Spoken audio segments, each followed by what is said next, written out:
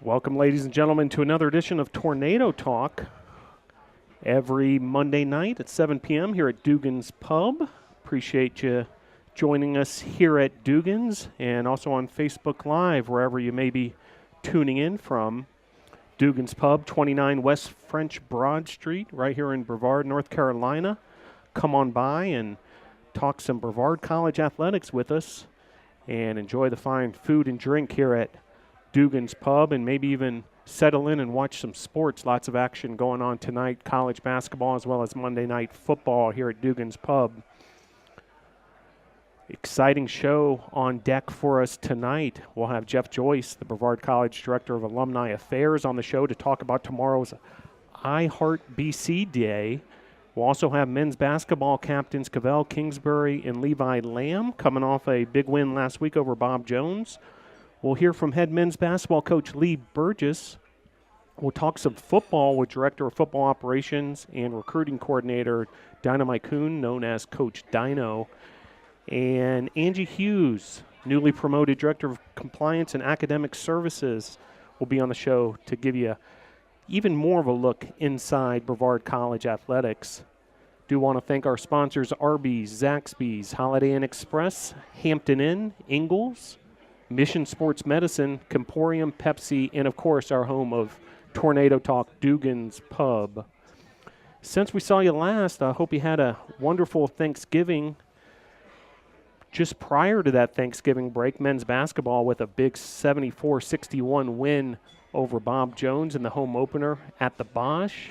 Freshman Noah Lee with a team-high 20 points. Gaddafi Turner, 14.7 boards, 7 assists. And our guest on the show tonight, Levi Lamb, chipped in with 9 points, and Cavell Kingsberry had 7. He'll also be a guest on tonight's show. And next up for the Tornadoes, come on by the Bosch on Wednesday night when the Tornadoes men's basketball team takes on Toccoa Falls, part of a women's and men's basketball doubleheader, the women's game at 5:30. Women's basketball, if you remember last week at this time, we were monitoring the score at Bob Jones. The Tornadoes ended up losing that game 75-66. Annalie Bollinger with 16 points. She hit 4 3-pointers. Taisha Washington with 13 points, 5 assists. Jatasha Hollinger with 11 points, and Deja Roddick with 11 as well. Now, the Tornado women's basketball team will have 3 home games this week. Wednesday, home against Toccoa Falls, 5:30, part of that women's-men's doubleheader. Then Thursday, another home game at the Boshemer Gymnasium when the Tornadoes take on Bob Jones at 5:30. And then Saturday, come on by the Bosch at 2 p.m., big USA South Conference opener for the Tornadoes women's basketball team who take on Wesleyan out of Georgia. 2 p.m. this Saturday. Hope to see you at one of those games. Now, also last week, some big news on the football front when the USA South Conference announced its 2018 All-Conference and All-Sportsmanship Awards. 6 Brevard College Tornado football student-athletes were selected to those teams. Dalton Cole named USA South Offensive Rookie of the Year. He was the exciting freshman quarterback for the Tornadoes. He broke several Brevard College single-season records this year, including records for completions and touchdowns. Bubba Craven, who wrapped up his incredible career as a BC Tornado with all sorts of career receiving totals, including career receptions and career yards, as well as career touchdowns. He was a first-team all-conference selection for the USA South at wide receiver. Quinton Jackson, USA South first-teamer all-conference at defensive back. Jackson had 4 interceptions on the year, which tied for the conference lead in the USA South. Axel Easter, second-team all-conference for the USA South. He was the defensive end who led the entire USA South Conference in sacks as well as tackles for loss. And Ralph Roman III, the receiver for the Tornadoes, who also handles punting duties, was a incredible punter for the Tornadoes this season, as well as his receiving prowess. He was named USA South second team all-conference at the punter position. And last but not least, Martigas Henley, tight end for the Tornadoes, named to the USA South All-Sportsmanship Team. So congratulations to those Tornadoes, the 6 Tornadoes named to USA South All-Conference Team. And we'll be talking to Coach Dyno a little later to continue discussing the successful close of the season for the Tornadoes football team. So happy to be joined in just a couple moments here by Jeff Joyce. Big day tomorrow on tap for Brevard College. I Heart BC Day, as we're joined now by Jeff Joyce, the Brevard College Director of Alumni Affairs. Jeff, thanks for joining Tornado Talk tonight. Hey, Phil. It's great to be here with everybody. Thanks for having me on. Yeah, appreciate you having coming on the show. And, big day tomorrow, I Heart BC Day. For those who, may not be familiar with the campaign and the day tomorrow, describe to the audience I Heart BC Day. Sure. I Heart BC Day is the college's annual giving day.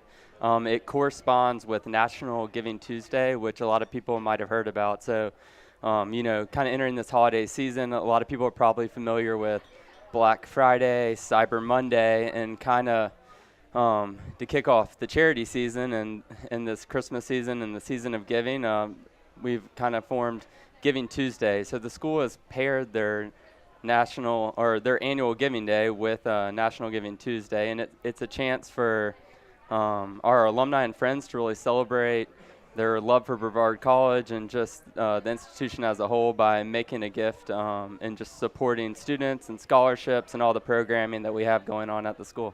Great. I Heart BC Day, that's tomorrow. In several ways you can donate to the cause online at brevard.edu/iHeartBC, by phone if you want to write down this number, 828-884-8218.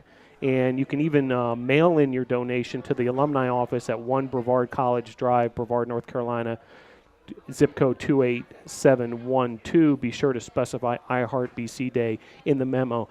Now, Jeff, if folks do donate, as part of I Heart BC Day, where do their donations end up? Sure. So a couple of different things. And one thing I wanted to point out, this year we're doing a competition among the different athletic teams. We had a lead donor that stepped forward, a former athlete that ran track and was actually an All-American at the college, and he put forward a challenge gift. And we're challenging all the teams. Whoever raises the most number of gifts per team will win that additional kind of gift. So we already have a lot of athletes and teams moving forward and raising money for their specific programs. So if you are a former athlete and interested in giving, when you log on and do that gift designation, make sure that you put I Heart BC Day and then the team. That'll go towards just their general operations and making sure that our student athletes can get to different games and just participate in different things. And I know a lot of those student athletes are going to be doing outreach tomorrow as part of the I Heart BC Day. So perhaps some of our listeners may get a phone call or an email or a direct message on social media from one of the current student athletes, and this might be really appealing to them. Exactly. One thing about Brevard College and the alumni office as a whole is that athletics play a huge part in our students' lives. Almost 60% of alumni participated in some sport. So we have given sports teams access to their alumni and encouraging them to call and ask for support. So if you are an alumni that participated in a sport and you hear from a current student athlete, we hope that you'll enjoy that communication and enjoy getting to know some of our student athletes and even consider supporting their competition and what they have going on. In the days leading up to I Heart BC Day and, over the Thanksgiving holiday, there was a lot of buzz on social media about, hashtag I Heart BC Day. Tell folks how they can participate, even just by spreading the word. Perhaps they've already made their donation, or they might not be comfortable with picking up the phone, but they can share it on social media. Sure. We live in such a viral age, and we really want stuff to go viral, and so certainly encourage folks to keep up with the Alumni Association social media. That's Brevard College Alumni Association on Facebook, or at Brevard College Alumni on Instagram. We'll be pushing content all day and encourage alumni and friends of the college to like and share that as well. Or if you're in contact with some of your fellow alumni athletes, say you're a baseball or volleyball player, give the folks that you went to college with and competed with a call and encourage them to participate as well. So yeah, want everybody to get involved and encourage them to use their social media platforms to push that out. Yep, a couple of hashtags to keep your eye out for. Hashtag iHeartBC, hashtag Brevard College Alumni, and hashtag National Giving Tuesday. Now, Jeff, you're the Director of Alumni Affairs, so you're in constant contact with, alumni, not only who, are from, quite long ago, who were part of the school many, many years ago, but also recent alumni. What are some of the common threads you hear as far as why people love Brevard College and, want to stay involved? Sure. Well, one of the things we hear is just our small size. We're experiential is the thing that often comes to mind, but oftentimes it's that relationship. It's the relationship they have with teachers where they're known, and coaches. It's you're not a number at Brevard College. Everything is relational, whether that's getting to know the folks on your team and just competing for those 4 years while you're at Brevard College. And I think that's what we hear, but especially with recent alumni and with how many folks we have that participate in sports. I know with this being a sports show, people just have great experiences on the field and in the classroom. And I think getting to be a student athlete is really just one of the things that sets Brevard College apart. So. Yeah, and it's been a common theme and a common question I ask a lot of our guests. What do they love about Brevard College? What makes Brevard College special? In your experience, as a member of the staff, what are the things that come to mind for you personally as far as your love for Brevard College? Sure, Brevard College it's family. I think is what I would say. Being a relatively small staff, you kind of get to wear a lot of hats and really get to know a lot of different people. And being able to do a broad and diverse amount of things and really just be known is really appealing to me. We have 15,000 living alumni, and we have them in all states, but definitely a large concentration in the local area. And it's great to me to be able to go to whether it's Dugan's Pub or be out at Ingalls and bump into alums in the grocery aisle and see them out and about at restaurants in town. Know that you all have a common affinity for Brevard College and what's going on. And I think just caring about the current students, it's evident that our alumni are appreciative of the experience that they had at Brevard College, and they are often willing to kind of pay it forward and make sure that our current students have that same life-changing experience that they did. And you mentioned the community's affinity for Brevard College and the close-knit environment here in Brevard, North Carolina. Last week, the mayor made a proclamation officially naming tomorrow iHeartBC Day. Tell us a little bit about the proclamation down at City Hall. Sure. We were fortunate to be able to work with Brevard City Council and Mayor Jimmy Harris, and certainly appreciative of their efforts. But they issued a proclamation, like you said, proclaiming tomorrow to be iHeartBC Day, and a lot of that was just an appreciation for the impact that the college has. We feel that we are the front door for Brevard. We have an open campus policy, so whether that's community members coming to use the track or coming to sporting events or just coming to enjoy the beautiful grounds while they walk their dogs or go for runs in the morning, we feel that we just play a huge part in the community. We employ almost 200 local people, have an economic impact of almost $37 million. So when you're talking about a community like Transylvania County, that's significant. And I think City Council appreciated that, and thankfully they were willing to kind of support what we have going on and issue that proclamation. So we were really excited just to see that partnership between the town and Gown kind of really come together. One more, and this is more on a lighter note, but I notice, as I'm looking at the social media post, one image that I see often, and that folks who might be tuning in who are just learning about Brevard College and maybe have never been here to Brevard, North Carolina, is the White Squirrel. Yeah. From your understanding, what's up with the White Squirrel? And is it true that on the Brevard College campus, there's a higher concentration of white squirrels than maybe any place in the world? So the White Squirrel is certainly an iconic image for Brevard College and Brevard as a whole. I think being alumni director and getting out around the Southeast and traveling and meeting with people, I always hear, oh, Brevard College, that's where those white squirrels are. So certainly, definitely the extremely high concentration. I think oftentimes we get used to it just being here on a day-to-day basis. And sometimes you kind of snap out of that when you see people diving out of their cars, pulling cell phones out, trying to get a picture of the white squirrel sitting on, a tree or a branch. But definitely iconic, something that the school's known for, and certainly the mascot that we've kind of chosen for I Heart BC Day, because people do associate the white squirrels with what we have going on. So brought you a button, and it has the white squirrel and the megaphone with I Heart BC Day. So if you see that around, hopefully people will associate that with Brevard College and kind of the love that they have for the place, and hopefully they'll consider making a donation and supporting students and student experience at the college.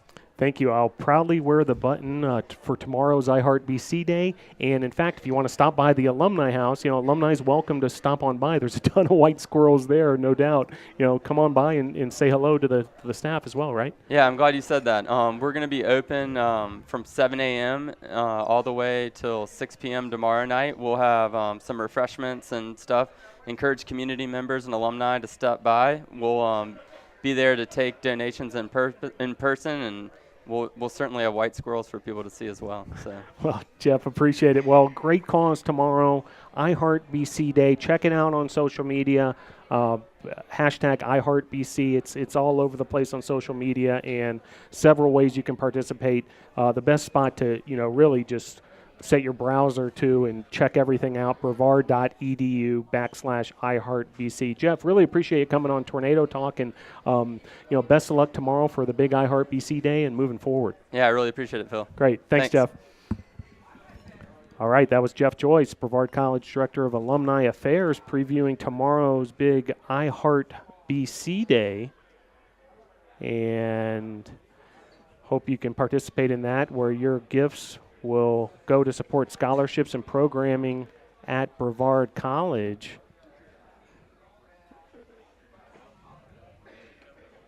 And we are joined now, glad to be joined by two captains of the men's basketball team, Cavell Kingsberry and Levi Lamb. Gentlemen, thanks for joining Tornado Talk. Glad to see you guys. Well, I had the pleasure of watching you guys last week on Wednesday night, a big 74-61 win over Bob Jones. Let's start there. It was great to get that first W, I'm sure. How'd you guys feel in that matchup against Bob Jones? I think we grew as a lot as a team. We got a lot of contributions from everybody who played, so that really helped with us winning that game. Yeah, we got some good practices in before then, like a couple of days before, so we felt pretty ready for the game, so we did. Great. Well, Cavell, you're the only senior on the team. Talk about that a little bit. You're team captain, but you're the only senior. Do you feel even more responsibility than you did last year now that you're in your senior year? Not really. I just feel like everyone's equal. Like, yes, I'm a senior, but it's not just me on the team. Everyone's equal. We all put in the same amount of work every day. We all compete every day. It's just I'm just the only senior, and this is my last year. So, yes, I want it to be a great season for my senior year, but also my teammates are playing for me, and I'm playing for them. Now, Levi, you're off to a pretty hot start on the offensive side of the ball. You're leading the team almost an average of 15 points a game. You're shooting 54.5% from the field. You're hitting the threes. You've had 4 double-figure games in the 5 regular season games we've had. So I can go on and on with these stats. What has been the key for you as far as getting your offensive game going this year? I had to work pretty hard off season to do better than I did last season. I knew it was going to be kind of tough, and I had to be a better leader this year. So got to come to the games and just let it come to you. You can't go out there hunting shots, stuff like that. So I just let the ball come through me, take my open shots, and not try to be like unselfish as possible and just let it come. Now, one thing I've noticed about you guys, and also, it really goes across all the student athletes at Brevard College. You guys don't enjoy talking about yourself, and I think that's a good thing because it means that you're humble, you know. So I'm going to pick two of your teammates, two guys who just came off a pretty big game in that win against Bob Jones. I'm going to let each of you talk about one of them, okay? Okay. So first, Cavell, I'd like to hear from you about this freshman, Noah Lee. Noah exploded like it was like a coming out party. 20 points, 8 of 13 shooting in that win against Bob Jones. It was like, he has arrived. Yes, sir. For those of us who don't see Noah day in, day out in practice like you do, tell us about Noah. Noah's a very athletic wing. Like, me having to guard him in practice sometimes it's hard because he wants to go to the basket. He's going to work hard to get to where he wants to be. And you have to respect his shot, too, because like we saw in the game versus Bob Jones, hit 4 for 5 from the three-point line, did not miss. And he just all-around great player to me as a freshman coming in and being able to step up the way he did versus Bob Jones, because it's a lot of games where it's going to take a team effort from all of us. So, like, if I'm not on offense, for him to come on as a freshman and just have that confidence of shooting the ball, and we as a program, we encourage each other. So we told him when he was shooting, he kept hitting, was like, keep shooting, keep driving. Like, we was encouraging him the whole time, and he took that confidence and he used it as his advantage, and he played well as a freshman. And that helped us get over that hump because we wasn't shooting offensively well in the beginning. So that helped us get over that hump with him scoring as much as he did. Yeah, he's going to be a great weapon for you guys, no doubt about it. Now, Levi, you're probably wondering who I'm going to ask you about. Yeah. I'd like you to talk about the man who stuffed the stat sheet against Bob Jones. Gaddafi. 14 points, 7 rebounds, 7 assists, like an all-around game by this guy. Tell me about Gaddafi Turner. Gaddafi, that's like my brother. We came in together our freshman year. He's a hard worker. That's him. Like, he does everything on the floor. He always hustling. He can shoot, like, lights out. And he's just a tough player, so that's not really surprising, like him getting those numbers. He'll get down there with the big guys, get some rebounds, he'll drive, kick it out. He's very unselfish, and like I said, he can shoot real well, so that's not surprising. But that was a very good game for him that he had. Well, what I'm learning to love about your team is you guys got a lot of weapons, So there's a lot of options, and it could be a different guy each night. Exactly. So we'll continue to keep an eye on that. Now, back to business. We got a game on Wednesday, Toccoa Falls, Yes, sir. 7:30 at the Bosch. Hopefully everybody can come and pack the Bosch, Yes, like sir. we like to say.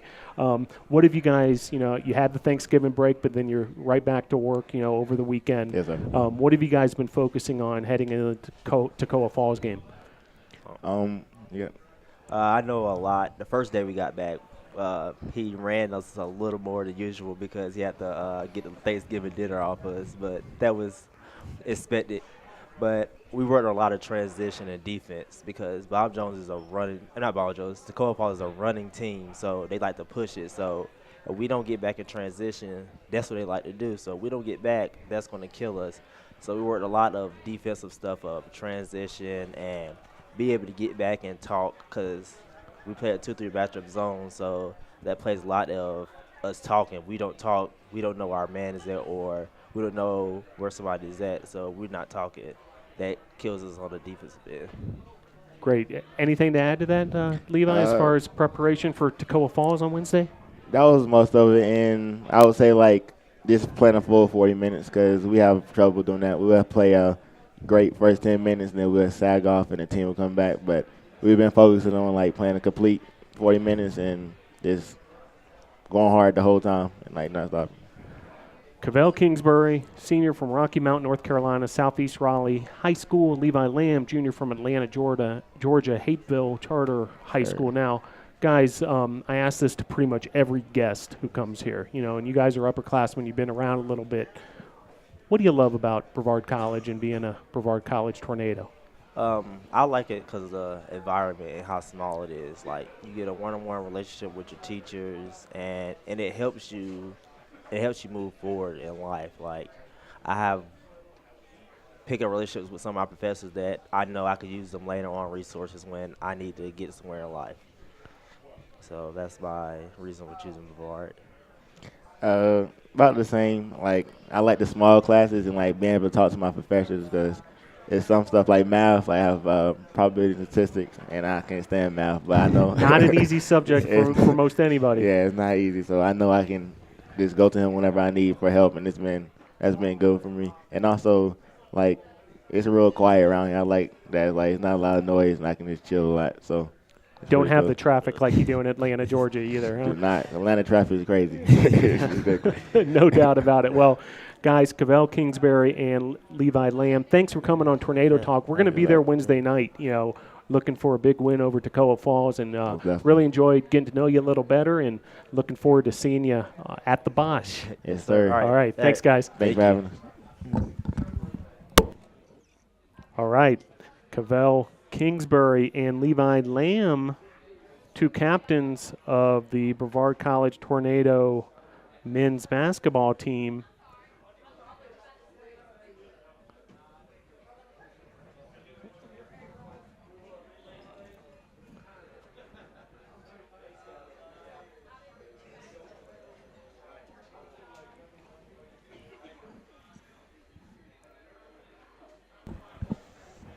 As we get the table sorted out here, when you got big basketball players like that, you never know what's going to come. Just dragging things all over the place. Get dragged off here.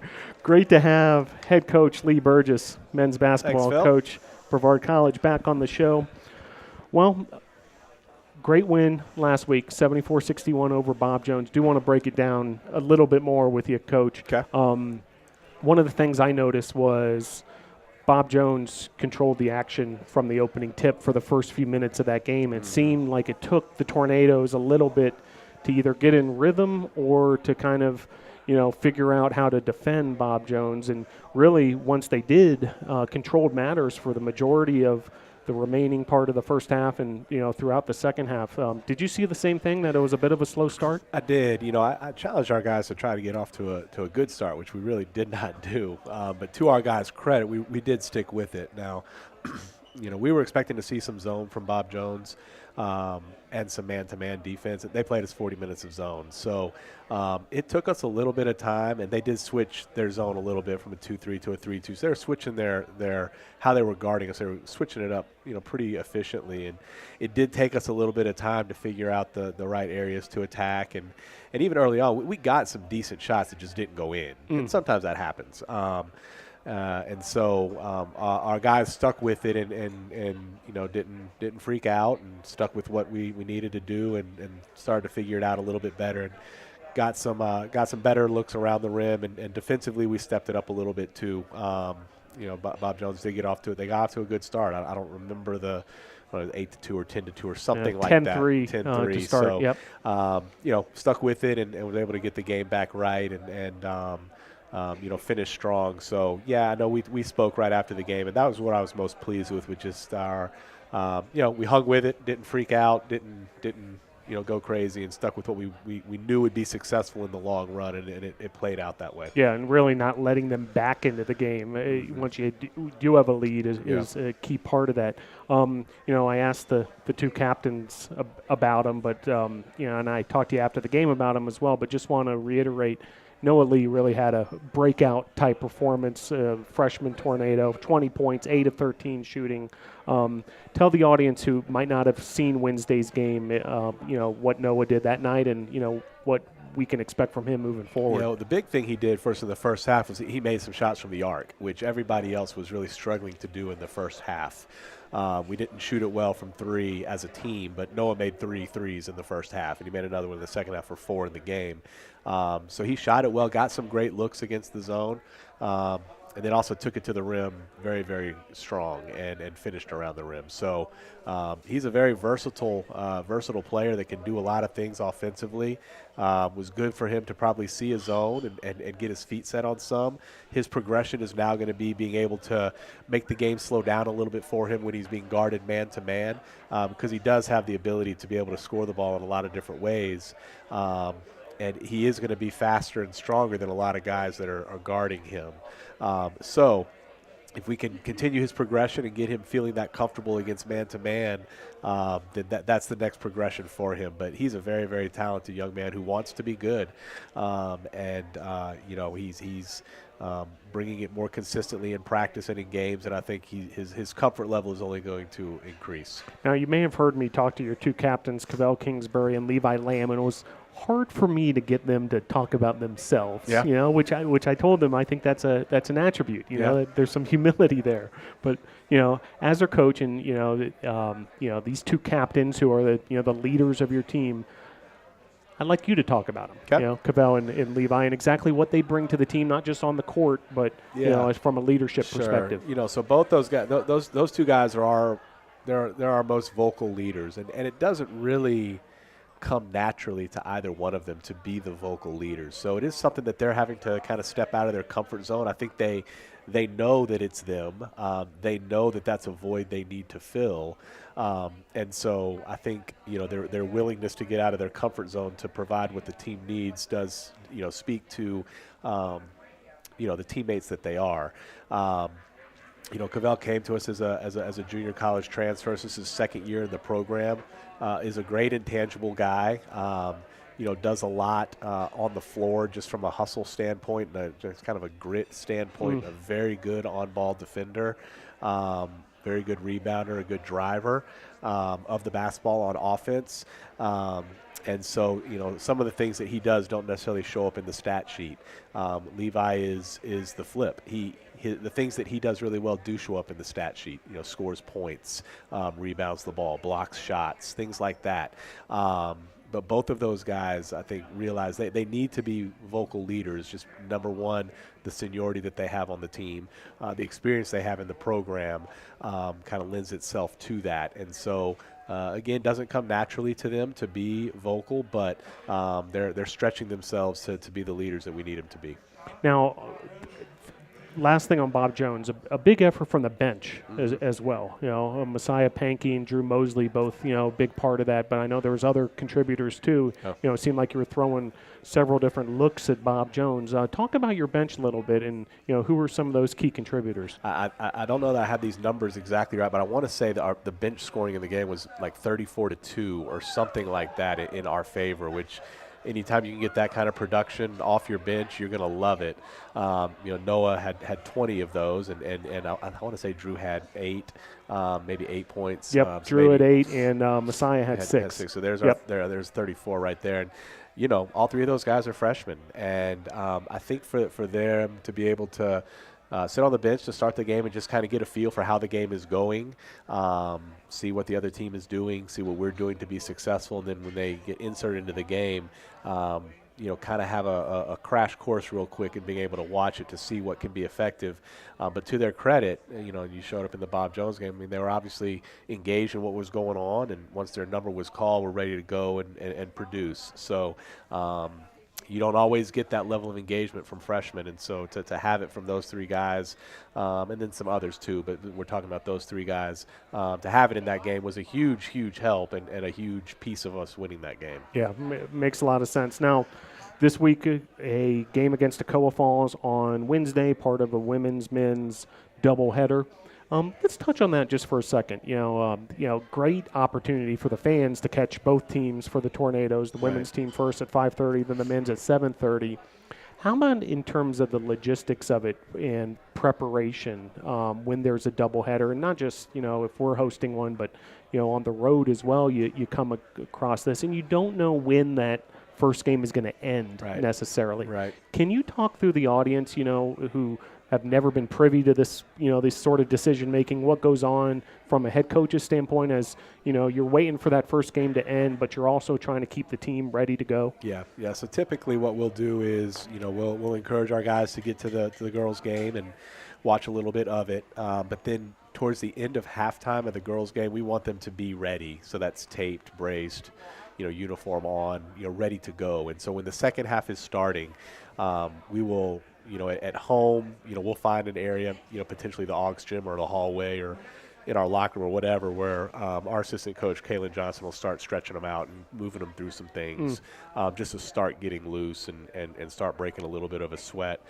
excuse me, so that probably around the 7 or 8 minute mark of the fourth quarter for the girls' game, we'll meet in the locker room and I'll give them kind of some last thoughts, and then we'll dismiss from there. And usually there'll be about a minute or two left in the girls' game. We'll watch the end of it, and then at that point we're loose and last words have been said, and now we're ready to go out there and warm up. So, yeah, typically our prep will start towards the end of halftime of the girls' game with starting to get loose and things like that. So it is a little bit different than if we're a solo game and we've got all the time that we want at the beginning. So we do have to pay a little more attention to it, and there are a few more logistics to work out, but not something where it's so unusual for us that we don't really know what's going on. It does happen on a handful of times during the year. Sure, yeah, and I know sometimes you play in these invitationals where there might be 4 games in a day, and if you're the last game of the day, it can get awfully late.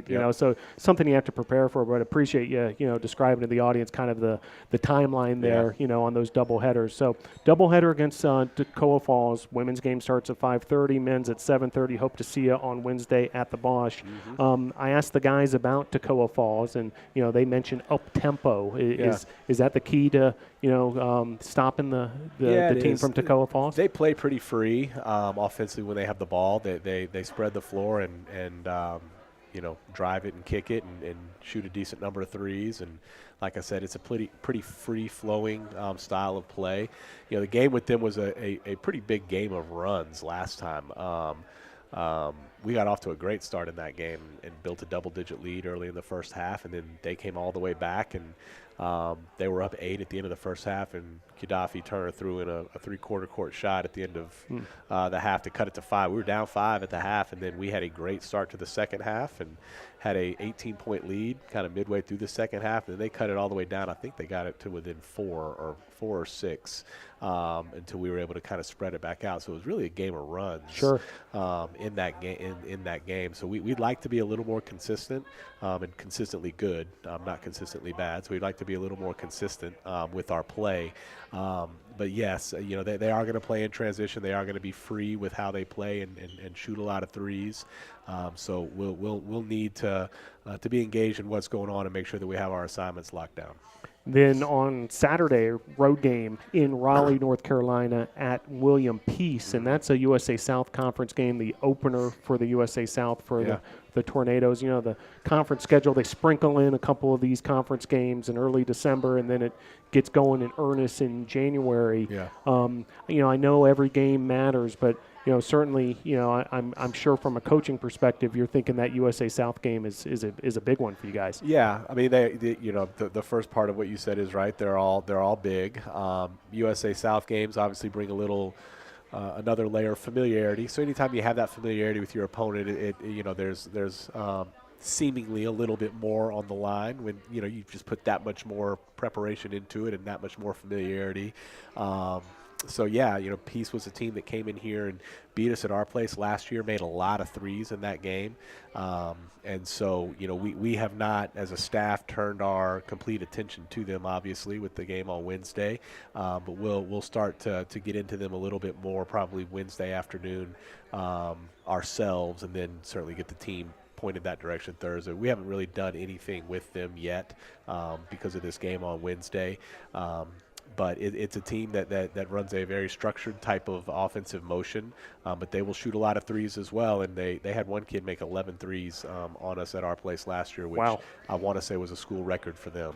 And so they've got most of their guys back from last year. It will be a battle, and we will start to get ready for them once the game finishes on Wednesday night. Yeah, but no, makes sense. And then schedule for the team, are they heading to Raleigh Saturday morning or Friday afternoon? Yeah, we'll go Friday. So we'll go to class Friday. We'll practice Friday here, a quick one, get them to the cafeteria to eat around 5, and then we'll try to get on the bus 5:45, 6 o'clock, and drive her. So we'll get in late, around 11 o'clock or so to Raleigh, but won't have anything that we have to get up for in the morning except for pregame meal around 10 o'clock. So we should be able to get some good sleep before the game, but we'll go down there Friday night. Last thing, Coach, you mentioned, the team had the opportunity to take Thanksgiving break off, a couple of days at least, Thanksgiving proper, and get with their families and with each other. I'm sure in many cases, kind of rare sometimes, for a basketball program to have, the luxury of some off days there. Right. Did you feel good about, the team reuniting for that practice? You joked with me that they had to sweat the turkey off. Did they, mission accomplished? I think so. I think we we'll find out Wednesday, and hopefully there's no real sluggishness out there. But yeah, I felt like guys came back and had good mindsets, and we've accomplished what we needed to accomplish in practice to get our feet back under us. You're always trying to strike that balance because you want to give them time away, you want to give them time with their friends and their family, but the more time you give them, you gotta kind of get it out of them, and so striking that balance of the right amount of time away and then the right amount of time back, and what do you do when you get back? And so hopefully we've struck the right chord, and we will see here soon. That's right, and hope you can join us as well Wednesday night. Women's and men's doubleheader against Toccoa Falls. The women's game starts at 5:30. The men's game starts at 7:30 at the Bosch. Hope you can help us pack the Bosch on Wednesday night. Coach, thanks for joining the show, and enjoyed having you on here. Thanks, on Tornado Talk, and we'll see you Wednesday at the Bosch. Sounds good. All right, that was head coach Lee Burgess, head men's basketball coach at Brevard College. Great to have him once again on the show as we really start to hit our stride in basketball season here at Brevard College. And our next guest, we're going to delve into a little bit as far as the constant 12-month of the year presence of the football program, because they never stop working down there in the football offices. Joined now by Director of Football Operations, Recruiting Coordinator Dynomite Kuhn, known as Coach Dyno or Dynomite. Coach, hey, Phil, great to how have are you. Yeah, great to see you. I got to follow Lee Burgess. This is a tough act to follow here. Well, Coach, it's great to have you on the show. Thank you. We had the pleasure of having head coach Bill Kyatt on every week, during the season, and we thought we'd give him a break and bring you in this week. So, where I want to start is where we left things with Coach Kyatt last week, which was this hot finish to the season for the Tornadoes. Winners of 3 of the last 4 end up being 4-1 at Brevard Memorial Stadium. Really a lot of momentum, a couple big wins to close out the season.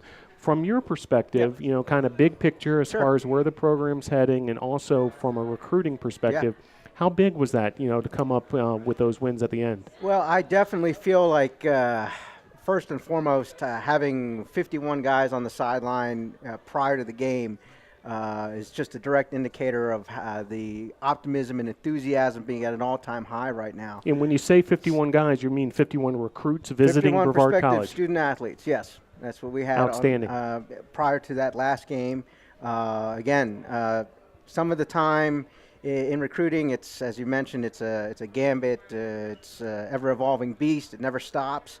But a lot of the times, a young man will be so engrossed with his own senior year in high school, it's almost like he waits to the end of that year to then start that recruiting process. And what we like at Brevard College is individuals that are proactive. And again, I can't even tell you how many guys we have on the board right now already. I mean, it's not even December yet, and close to a dozen commitments as of right now. Doing exceptionally well within North Carolina, as you would expect. We've been here now for 2 years. It has been a learning curve. Again, most of us came from Division I or the National Football League at the highest levels. So you have to kind of tailor it to the fit, and that's what we've done now in our recruiting process. Western Northern Carolina, Eastern Tennessee, Northern Georgia, upstate of South Carolina. That's primarily our focus now. That's not to say that we won't dip into Virginia or Florida, or Texas. I actually have a young man that flew in from Texas, another guy that came in from New Jersey. So again, we do recruit on a national scale. I was in California earlier this year recruiting, but I think most of the roster will be built from a radius of about 3 hours or less. Again, we're about 100 miles from Johnson City, Tennessee. Under 2 hours from Charlotte. The whole Mecklenburg County area is just burgeoning with football. And of course, going as far south, even past Greenville and Spartanburg into that Myrtle Beach area, which I think that we've really started to cultivate as a staff. And again, football being a consummate team sport, so is recruiting.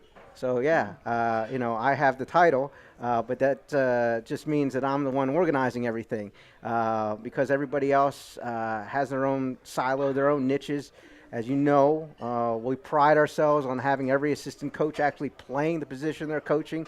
So I'm not asking my linebackers coach to evaluate a quarterback. I mean, he'll give his 2 cents, but his primary focus is to find linebackers. Sure. The offensive line coach, we joked about it today, actually. We said, hey, this guy's 40 time isn't good. And I said, Coach, I don't ever need him to run a 40 during a game. I just need him to be able to pull on 60 stretch, So to me, those are the different areas that, again, from a recruiting perspective, makes my job a lot easier because these guys are all trained and focused and honed in now on exactly the steps to get a young man into school at Brevard College, ensuring that when they apply that they're saying something as simple as, hey, I'm interested in playing football. You would think that would be something that they would automatically do on their application.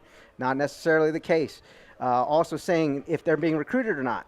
Because then if they click, hey, yes, I'm being recruited, automatically pops up on my desk, So I'm working very closely with our admissions department. I speak to President Joyce in the mornings when we walk our 2 dogs. So he's very happy with what we've been accomplishing thus far. And obviously the future is very bright with those wins at the end of the year, as you mentioned. But I think that was more so for our own guys, for our roster individuals. When you talk about where we came from, and I'm sure Coach Kyatt has talked to death about it, but, 24 guys in the spring of 2017 when we first arrived here. Now, again, 2 cycles later, getting a higher GPA, getting individuals that are more invested in weightlifting and doing the things in the off season that you have to do, because you can't wait till August to start screaming and yelling and think that you can just perform when the lights come on. Sure. And as you know, Phil, we're about ready to release the 2019 schedule here. So pretty soon, these guys are going to have a definitive date to look forward on the calendar and say, okay, yeah, the season starts now. So it never ends. Well, Coach, you touched on it, and I think it really sets Brevard College apart as a Division III football program, which is that staff. Yeah. Really exceptional. I encourage listeners to go to bctornadoes.com, go to the football page, click on coaches, and read through those bios because it'll wow you as far as the experience and how deep the experience for so many of these guys and the brand names that they've, coached or played under. Tell us even more, for people who just might not, know just the extent of the experience we have. You're exactly right. I think one of the things that people sometimes fail to realize is when you put a staff like this together, you're not just hiring Dynomite. You're hiring my entire network, which goes as far north as the Canadian Football League. I served under June Jones and Jerry Glanville before, both former NFL head coaches on top of that. They had a guy by the name of Nick Saban coaching their defensive backs with the Houston Oilers in the 80s. Another guy by the name of Oliver Luck was their backup quarterback behind Warren Moon, and now he's going to be the CEO or the XFL. The XFL. So now you're looking at all these different attributes and saying, hey, but it's not name dropping because we actually know these people. We actually go to, when I spend a week with the Green Bay Packers or when I, make a phone call to bounce an idea off of somebody in the Cowboys organization. My former roommate was actually now pretty high ranking in the Atlanta Falcons totem pole. So, he's elated now, So all of these little components add up to what makes us so different. And again, it's only based off of the leadership that we have because we truly believe in the vision that Bill Kyatt has. And more importantly, we all sacrificed because we wanted the challenge. We wanted to relish the opportunity to create and forge our own legacies as opposed to going to a place where, hey, they're a consistent winner. They're expected to go to the playoffs this year. Maybe every other cycle, they don't make it. But here, you're seeing it almost as an expansion franchise, from rebranding ourselves on Twitter and social media to all of a sudden, rolling out new colors like gray into the scheme, just to jazz things up, to give it a new sense of enthusiasm. Because again, one of the things that we harp on is F5, which is a category of a tornado, of course, but it's also when you hit F5 on a keyboard, that resets and refreshes the screen. So when we came in, we wanted to do that from the very get-go. And Phil, I have to say this on top of that, it is a devastating finishing maneuver. It's a pro wrestling move as well. So there is some history to that, and I was able to get that by everybody. They didn't realize it until after WrestleMania or something like that. Who knew this F5 thing ran this deep? Yeah, exactly. So I was able to get it before anybody realized it, and then they were like, oh, okay, that's what you mean. So. Nice. Well, all those tentacles that you describe, it's really amazing for a place like Brevard College that, folks at these professional franchises, it's suddenly on the tip of their tongue, and it might have been a place they were never even aware of. Frankly, I wasn't until I came up here, and I'm sure many of the folks on the football staff are the same way. Now, Coach, as far as the logistics go, and you say you organize it all, what happens this month of December coming up in terms of the recruiting process? Well, now is the opportunity that we've all been waiting for. Now we can actually go out on the road. I can see these guys in their homes. I can go to their high schools. Now we're in a contact period, which again, really and truly, from a Division III standpoint, gives us a lot more flexibility than what we're probably more accustomed to. But really and truly, it's always, I always feel it's good to have strength in numbers. So when I bring 2 or 3 assistants with me and we go to the same high school and we're putting a name and face together, because again, I might be in Fredericksburg, Virginia. I may be in Pawleys Island, South Carolina. There's Jacksonville, North Carolina. Might be my first time there, but we have, I'm a big proponent of getting guys from the same high school. I think that helps with the transition. And obviously, one of the biggest promises I always make to any individual is that I want to surround them with a great teammate, a great decision maker, somebody that I know that I can trust. And I always say it, Phil, the greatest ambassadors for this football program are not the assistant coaches, it's our players. Yep. And through our players, because they have a cousin or a brother or a junior that they played with, and now all of a sudden they say, hey, I love the experience, I like the coaching, I like the fact that we have 3 angles filming practice on a daily basis.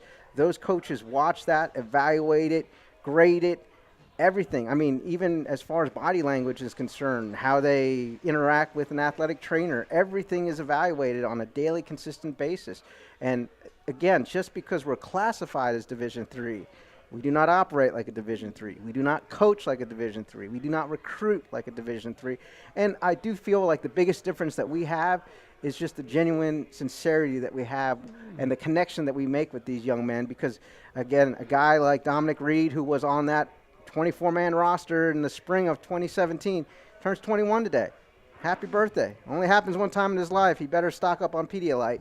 But aside from that, and I was very open and honest and candid with him. I said, listen, I hope to still be in contact with you 8-10 years down the road. That's what makes this job so rewarding. Yep. Is the memories that you make. And, I've impacted a lot of different people in my life, and sometimes you forget about it in the grand scheme of things. Hey, here's where I was 10 years ago compared to where I am today. And I always get a call, oh, Dynomite, you're in Division III, and people feel sorry for me in a sense because they're like, yeah, why aren't you working at the FCS level or FBS level? And I said, I'm perfectly happy and content where I am right now because, as you mentioned, to have a coaching staff the way that we do that interacts with each other. And I've even told some of the young guys on the coaching staff, you will never get a group text message the way that we have as a coaching staff. You will not have that opportunity the higher you go in this profession because it'll be more about the wins and losses. There'll be more turnover. There'll be more, there'll just be more politics involved with the entire aspects of it, which is why this is pure, this is genuine. Now we get to take a guy, because again, height, weight, and speed does not matter to me, Phil. Mm-hmm. The first thing I will always ask a young man, hey, what's your GPA? What's your standardized test score? Is it a 3.0? Great, let's talk. Oh, maybe you don't have a 20 on the ACT. Well, we have something called test optional at Brevard College, so let's try that route. But we're making our criteria in football higher than what they are for the actual college. And I think we'll reap the rewards and benefits from it overall, not just as a college in the retention ratio, for instance, but more so as a community. Sure. Because I think you see that. I ran into somebody earlier this season who hadn't been to Brevard Memorial Stadium since the 1970s. And I convinced him to come to a game. And he said, Coach, that was great. I'm coming back for another one. Nice. And so all you need to do is just come out, experience it, be part of it, see it, and really understand that, again, this program was 0-11. It was 1-10, and it was 0-11. You talk about taking over something that basically had no pulse, and having to move it basically back into the realm of possibilities and realities, and having 6 guys end up on the all-conference team this year. Again, truly great accolades to them individually, but again, team concept. Nobody can be bigger than the team, and for us, that's what it's always been about, is as a coaching staff, as a program, we always hold ourselves to a higher standard, and we want to have people that we can trust, that we don't have to micromanage. If I ask a coach to make a phone call, I expect that he's made that phone call to that young man, to that recruit. Hey, I just found a great offensive lineman today. Coach Lindsay, can you give him a shout? Oh, yeah. I mean, it's, and that's the way it should be. That's the way it operates. And yes, I never get a day off. I work every single day of the year. I was in the office on Thanksgiving Day, actually, sitting there just organizing my spreadsheets. But at the end of the day, it's rewarding. It keeps me young. I don't have any other hobbies outside of football except professional wrestling, So, so for me, when people ask me about fantasy football or the NFL, I'm like, I really don't know anything about any of these other things except who my opponent is for this coming week. And now that the season is over, now I can really shine and I can focus in on the things that I do the best, and that's getting into a living room.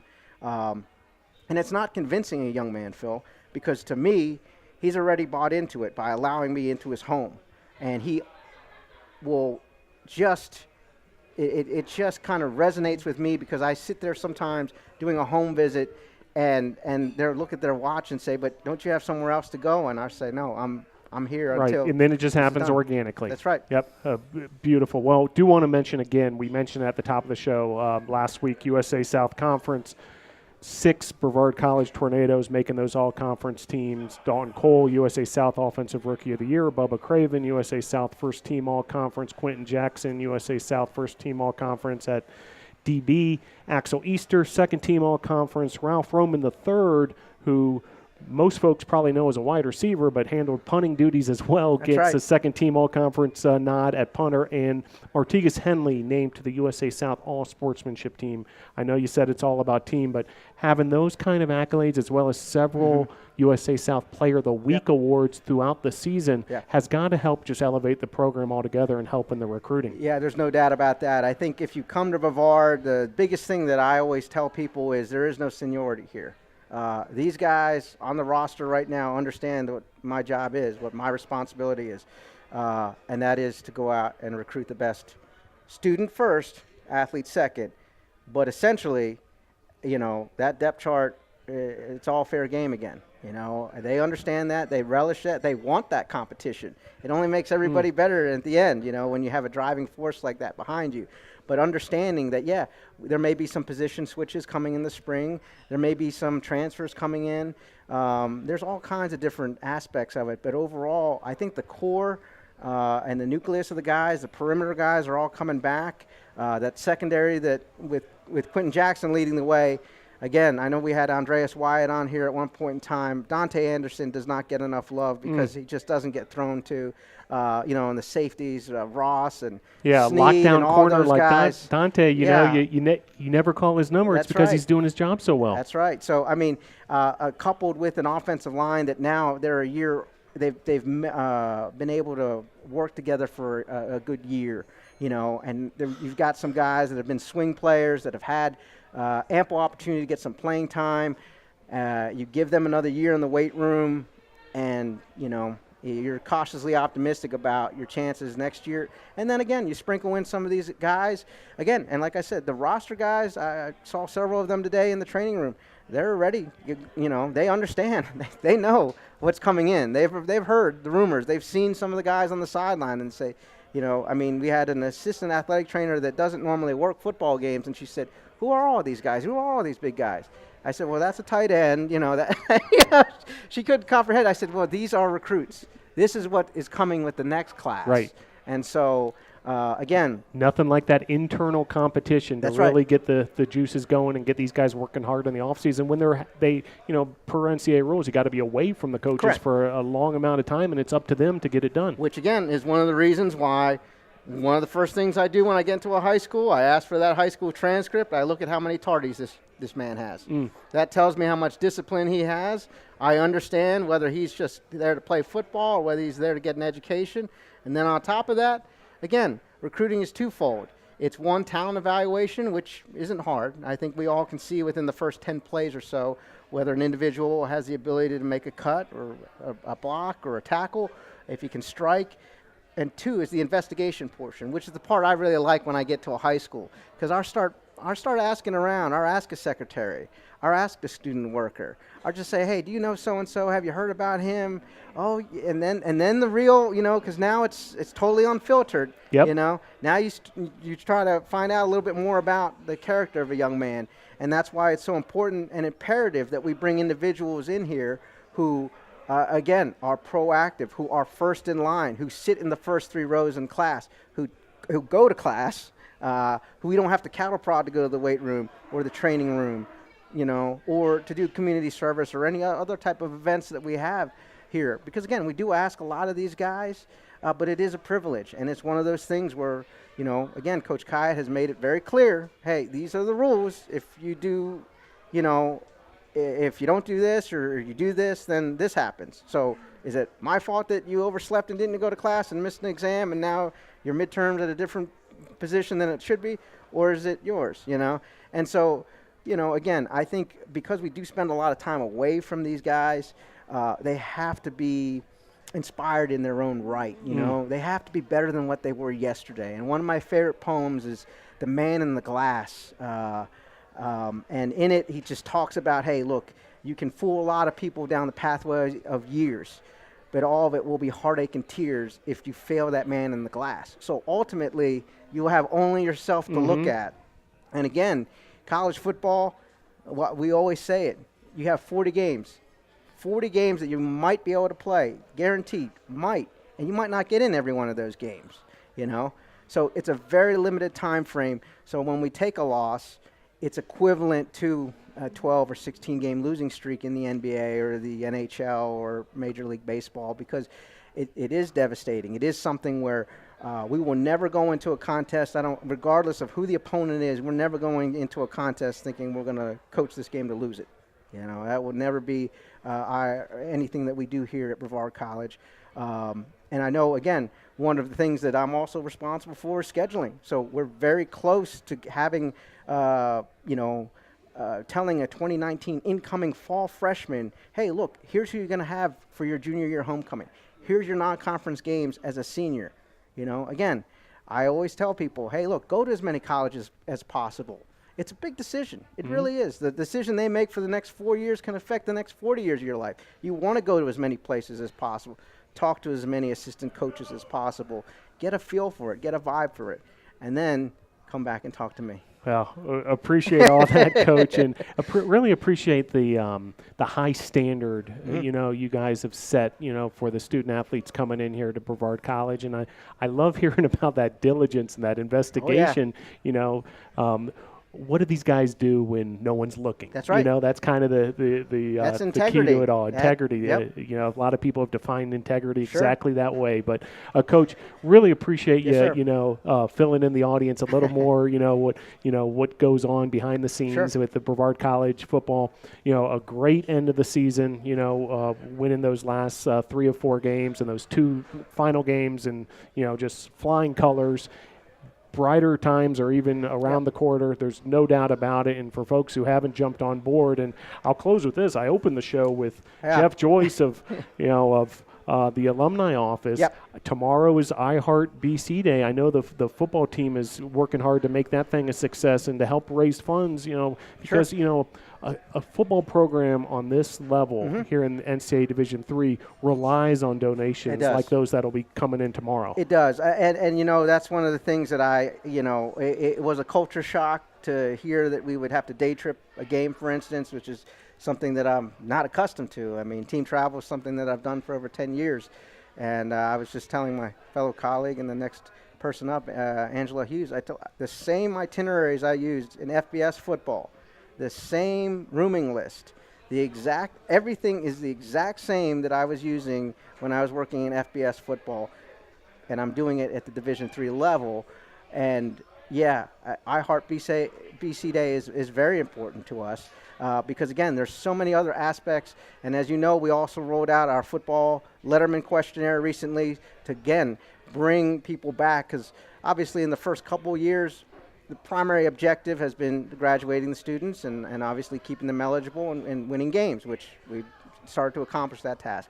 The next phase of it now will be to bring some of these people back as a still relatively young NCAA era program and let them know, what we're doing to help these student athletes, to help them have the cherished memories, and to understand they may not even be playing for Coach Kyatt or Brevard College. They're playing for the guy next to them. They're playing for the man in the locker next to them that's going to be the best man at their wedding, who's going to be in the hospital when their firstborn comes into this world.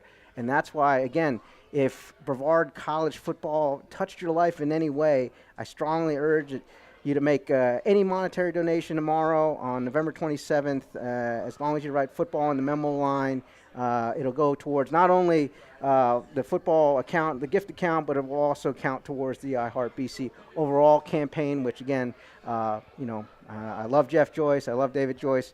And we try to do our best to always accommodate any requests that come from either one of those offices. Great. Thanks for that, Coach. Yeah.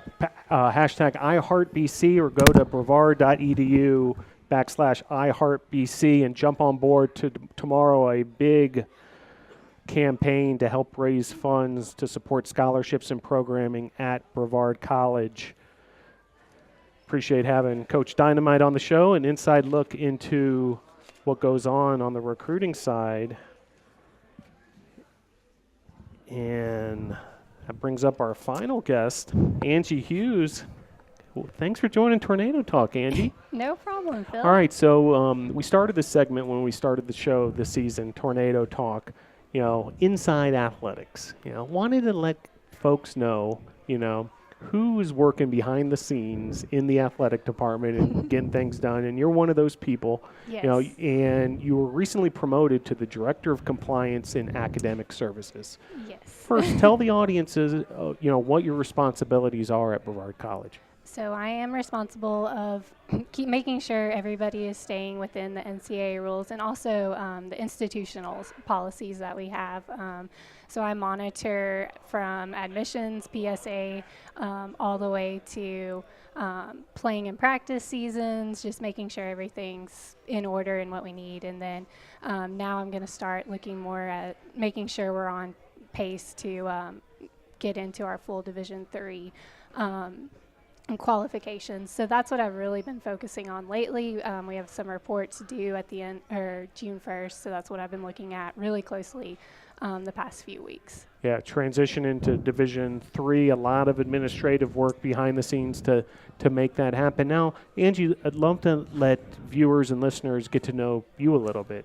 How did you get into the sports industry and, eventually make your way here to Brevard College? Well, very randomly. I did play 4 years of college softball at Lee University, so that's, was my entrance into it. And we were also transitioning during my time there. We went from an NAIA school to a NCAA Division II. So I got to experience what a transition was like as a student athlete. So I think that's kind of helped while I've been at Brevard. So I served on the Student Athletic Advisory Committee and kind of got a feel for what athletic administration was like, and I just really loved the college life and working with or being around like the administrative side and stuff like that, but it wasn't what I wanted to do as a career. When I graduated college, I thought I wanted to go into sports nutrition and work in that aspect with college athletes. But when I did graduate, I wasn't prepared enough to get into grad school. I was missing some classes, so I had to take a year off, and basically I needed a job. So randomly got a phone call from a friend of a friend, and they said there's an assistant sports information job open, and I was like, I'll take it for a year. So I came to Brevard. The only time I had heard of Brevard is we played in my senior year of softball. So I did actually know of Brevard College at that time. Was it a home game or was it here at Brevard? It was a home game for us. So I never actually set foot in the town of Brevard. So I think I came on a Friday and statted my first game on a Saturday. So kind of got thrown into it. The sports information side just wasn't for me. And I applaud you and Joseph for all the hard work that y'all do every day, because I know it's a very difficult job. And then when I was trying to decide whether to go to grad school for nutrition or, look into maybe a sports administrative side, I actually had a phone call conversation with Miranda Nash, who's now our athletic director.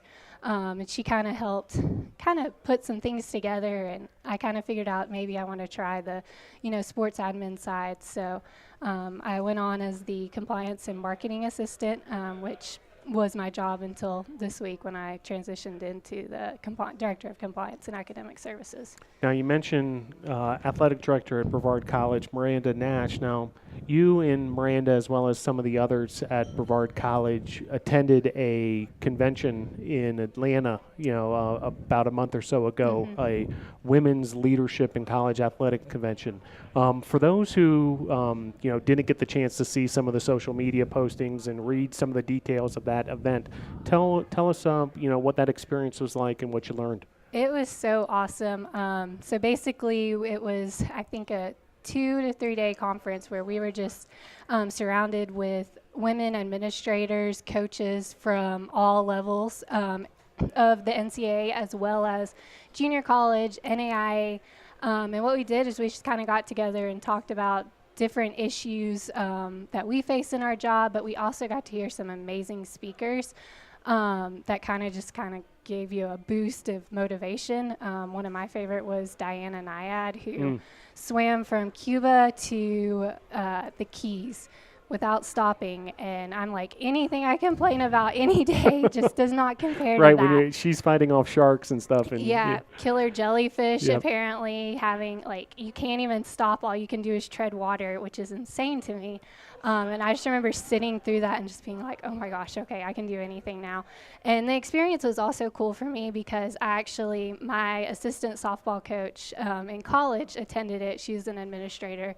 And so it was kind of cool. She kind of helped mentored me in college, and then I got to spend a few days with her as like a co-worker type level. And so that was really cool.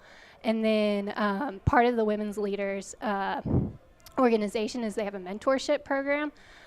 So this year I've been paired with a mentor, and so I got to meet her in person. She's from a school in South Dakota. I think it's the South Dakota School of the Mines, and she's also a compliance director. So we talk about once a week if we don't have any events interfering, and we just are able to bounce ideas off each other, kind of talk about different struggles that we have in the job.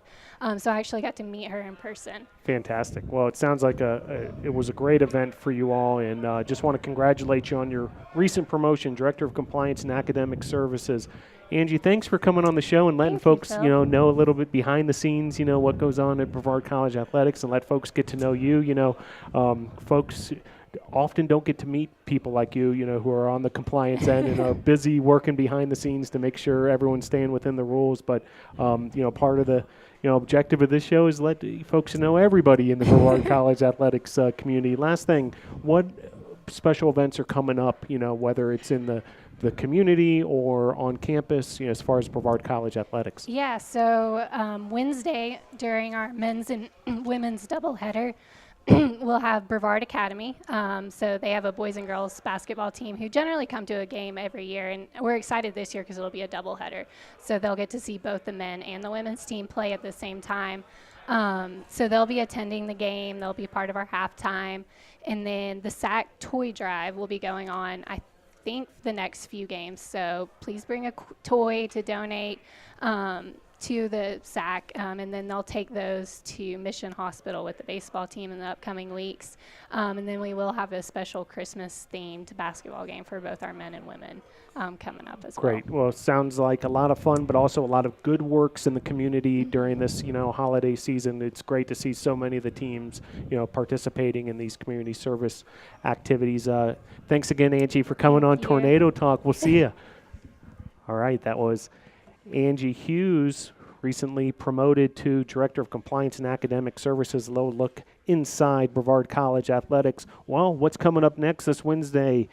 Home at the Bosch. Women's basketball at 5:30, men's basketball at 7:30. That's against Toccoa Falls. Hope to see you at the Bosch. If you can't make it on Wednesday, or if you just can't get enough of the hoops action at the Bosch, come on out on Thursday of this week, 5:30, a women's game versus Bob Jones. And then Saturday, the women's team will take on Wesleyan of Georgia at the Bosch in the USA South Conference opener. That's 2 o'clock on Saturday. The men's basketball team, after Wednesday's game, will hit the road for their USA South opener in Raleigh against William Peace.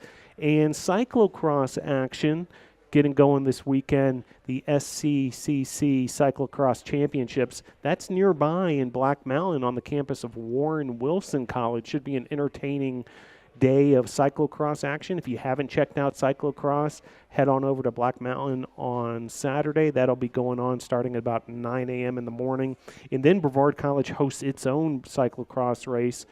That's the following weekend, a week from Saturday, the 8th, as well as Sunday, the 9th, the Hunter Subaru North Carolina Cyclocross Grand Prix. That's at Jackson Park in Hendersonville, North Carolina. Want to thank our sponsors, Arby's, Zaxby's, Holiday Inn Express, Hampton Inn, Ingalls Mission Sports Medicine, Comporium, Pepsi, and our home to Tornado Talk, Dugan's Pub.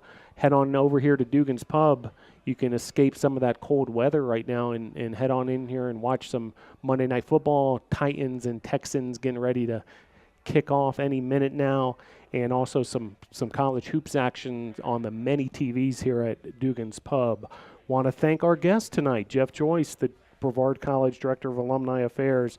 We had the two captains from the men's basketball team, Cavell Kingsberry and Levi Lamb, head men's basketball coach Lee Burgess, Director of Football Operations, Coach Dynomite.